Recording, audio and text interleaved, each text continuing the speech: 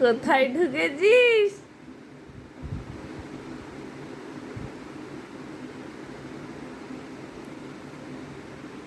Elsa, মায়ের সাথে যাবি?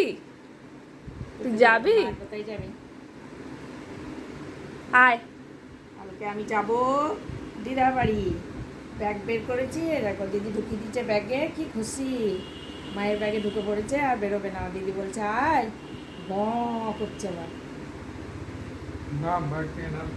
এর বেলায় কিচ্ছু বলছে না, চুপচাপ বসে আছে। কাপড় বের করতে লেগেছি তখন থেকে ঘুরছে এ ঘর আর ও ঘর, এ ঘর আর ও ঘর। যাবা? তুমি তো নিয়ে যাবো তোমাকে ব্যাগে করে। অসুবিধা নেই, আরামসে জায়গা হয়ে গেছে। মা ব্যাগ গোছাচ্ছে আর যে কেমন বুঝে নিয়েছে, এই ব্যাগটা নিয়ে যাবে, আমি দুটো বড়ি ব্যাগের মধ্যে।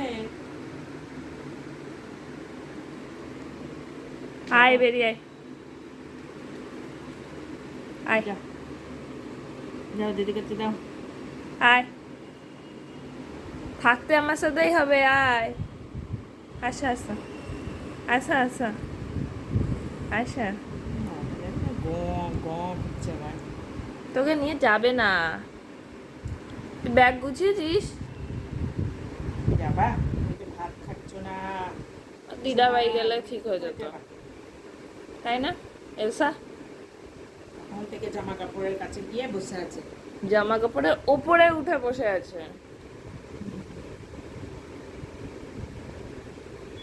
লম্বা না বসে থাকবা ব্যাগের সে মধ্যে? কেমন করে আছিস তাই ভালো। মায়ের ব্যাগে ঢুকেছে আর থাকবে না। এই ব্যাগটা নিয়ে মা যায় বাইরে, জানে ভালো করে। এটাও তো গেছে বেশ সুন্দর ভাবে। বসে বলছে ব্যাগের মধ্যে। অন্য ব্যাগে ঢোক ভরলে পরে কিরকম করবে, আর এই ব্যাগটা দেখো কিচ্ছু বলছে না। তাহলে তোর জন্য এমন ব্যাগ নিতে হবে যেটা তো মুন্ডু বের করে থাকবে।